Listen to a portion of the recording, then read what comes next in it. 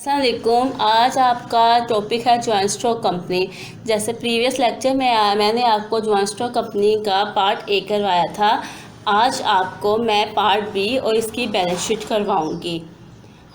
इसका part B है application for 95,000 share were receive.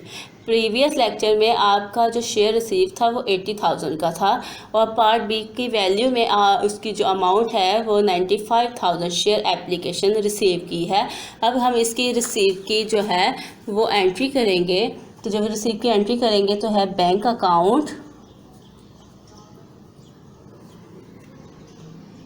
Ordinary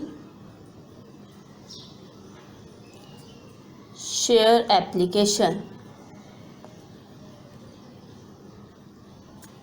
यहाँ पे इसकी वैल्यू जो है 95,000 है, 95,000 और इसकी ऑर्डिनरी शेयर ऑफ रुपीज़ है 10 ईच। 95,000 में 10 ईच को मल्टीप्लाई करके हम इसकी वैल्यू डेबिट के अमाउंट में डेबिट की और क्रेडिट अमाउंट में क्रेडिट की साइड पे लिखेंगे।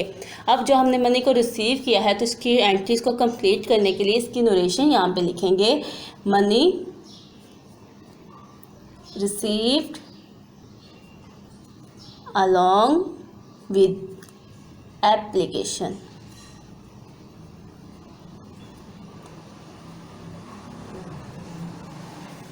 अब हम इसकी मनी को रिसीव किया है। अब मनी रिसीव को किया है और अब कंपनी की अलाउंस करेंगे जो कि कंपनी ने ऑफ़र किया है 80,000 शेयर ऑफ रुपीज़ 10 ईच पे। सबसे पहले हमने मनी को रिसीव किया है। अब हम इसकी शेयर की अलाउटेड करेंगे, शेयर अलाउटेड करें। उसकी एंट्रीज क्या होगी? सबसे पहले तो हमने जो पहले की थी उसकी ट्रांजैक्शन की एंट्री कंप्लीट होगी है। अब इसी के नीचे हम इसकी दूसरी एंट्री करेंगे, ordinary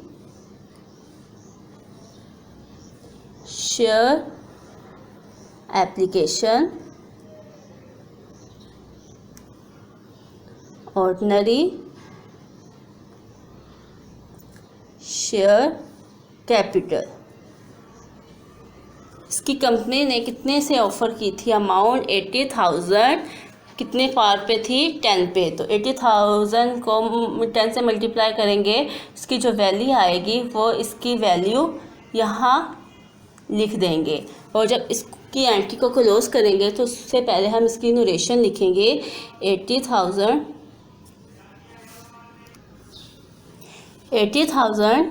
share allotted to the application. इसकी ये ट्रांजैक्शन भी कंप्लीट हो गई। अब ये देखें पार्ट बी में। पार्ट ए में जो हमने एप्लीकेशन रिसीव की थी और उसकी अलाउटेड की थी उसकी सेम वैल्यू थी, इसलिए वो हमारा जो न्यूमेरिकल था वो वहाँ पे ही कंप्लीट हो गया था। जितने की आप रिसीव करते हो उतने की ही आपको अलाउटेड शेयर एप्लीकेशन मिलती है, तो वो आपका न्यूमेरिकल वहाँ ही कंप्लीट हो जाता है। लेकिन ये देखें, अगर हमारे पास रिसीविंग की अमाउंट और हमारी अलाउटेड की अमाउंट में डिफरेंस था तो अब हम इसके डिफरेंस को कैसे करेंगे? अब जो हमारी ऐसी कोई ट्रांजैक्शन में इस तरह की कोई ट्रांजैक्शन आ जाए कि इसकी वैल्यू जो रिसीव की है वो इंक्रीज़ है इसकी एप्लीकेशन अलाउटेड से, तो उसका न्यूमेरिकल में हम इसका ट्रीटमेंट कैसे करते हैं? यहाँ पे देखें। और जब ये वैल्यू आती है तो ये इस तरह की जो वैल्यू आती है तो इसकी जो एंट्री होती है रिफंड ऑफ एप्लीकेशन मनी की, अब हम यहाँ पे एंट्री करेंगे। तो उसकी जब एंट्री करेंगे तो क्या से करते हैं? Ordinary share application to bank account. अब ये देखें, यहाँ पे आपकी रिसीविंग अमाउंट कितनी थी? 9,50,000 और यहाँ पे क्या है? 8 लाख। अब आपने जब रिफंड ऑफ एप्लीकेशन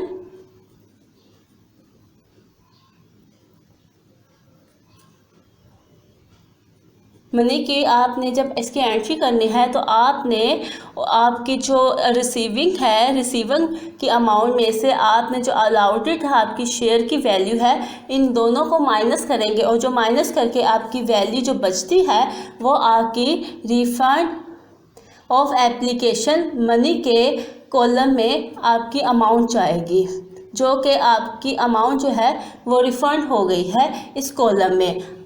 ये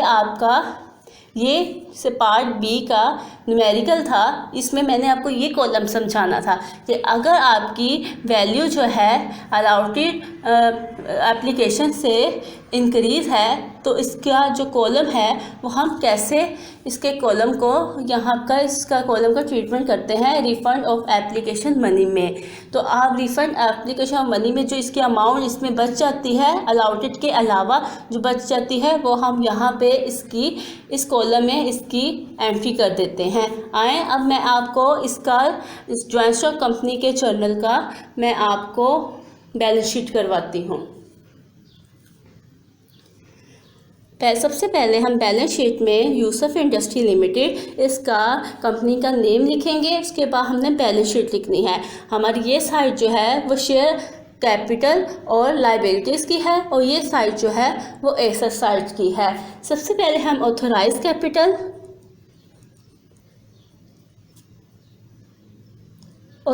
कैपिटल की हेडिंग देंगे और ऑथराइज कैपिटल में हमारी वैल्यू क्या है वो लिखेंगे। यहाँ पे देखें ऑथराइज कैपिटल की ओवरऑल अमाउंट कितनी है 20 लाख, लेकिन जो डिवाइड किया है वो कितना है 2 लाख। 2 लाख हमने यहाँ पे जो अमाउंट लिखनी है 2 लाख ऑर्डिनरी शेयर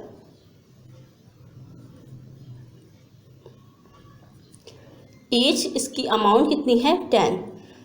अब हमने 2 लाख को मल्टीप्लाई करना है 10 के साथ। हमारी जो वैल्यू आएगी वो हमने यहाँ पे लिखनी है।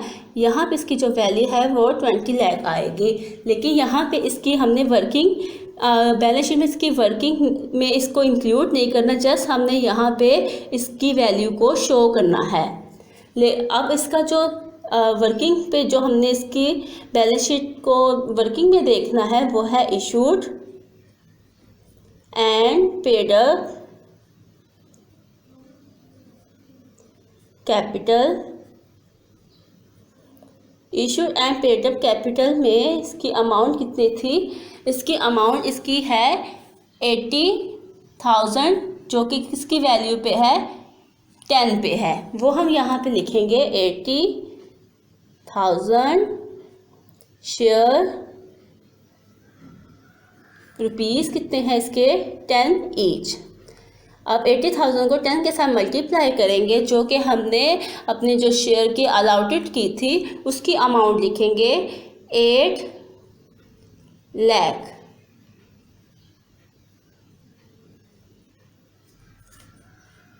तो इसी तरह जब हम अपना करंट एसेट्स की साइड पे देखेंगे तो एसेट की साइड पे क्या आता है, जो कंपनी ने हमें अलाउटेड दी है शेयर्स वो हमारा जो बैंक में आएगा वो हमने वर्किंग करनी है। जैसे कि हमने अपने यहाँ पे ये देखें यह है बी पार्ट। अब हम आपको बताती हूँ कि मैंने जो करंट एसेट्स की वैल्यू कहाँ से लिखी है। जो हमने पार्ट ए में रिसीव की थी अलाउटेड और जो हमें अमाउंट अलाउटेड में मिली थी वो मैंने देख के आपको बताती हूँ कि यहाँ से मैंने इसकी वैल्यू को देखा था।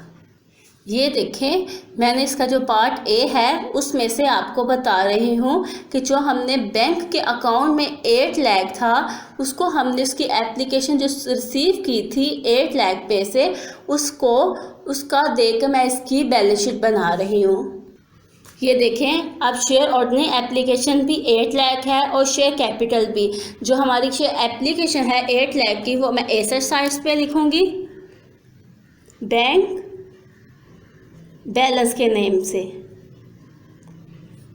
8 लाख और यहाँ पे जो है हमारा ऑर्डिनरी शेयर कैपिटल की अमाउंट 8 लाख थी, इसलिए हमारी जो दोनों साइड इसका हम ट्रीटमेंट जो है उसकी एडजस्टमेंट में नहीं करेंगे। जस्ट हमने ऑथराइज कैपिटल को शो करना होता है बैलेंस शीट में, लेकिन इसकी कैलकुलेशन में इसकी वर्किंग नहीं करते। सिर्फ वर्किंग जो करते हैं हम एसेट साइड की और पेड अप कैपिटल जो है उनकी करते हैं। अब हमारी ये वाली साइड जो है इसकी जो अमाउंट है वो भी 8 लाख आ गई है, और ये वाली साइड भी बैलेंस शीट की जो है इसकी अमाउंट जो है वो 8 लाख आ गई है। अब दोनों की साइड जो है एसेट्स और लायबिलिटी की जो दोनों साइड है वो इक्वल आ गई है। मीन के जब दोनों साइड इक्वल आ जाती है तो हमारा जो जर्नल है वो एक्यूरेट ठीक होता है।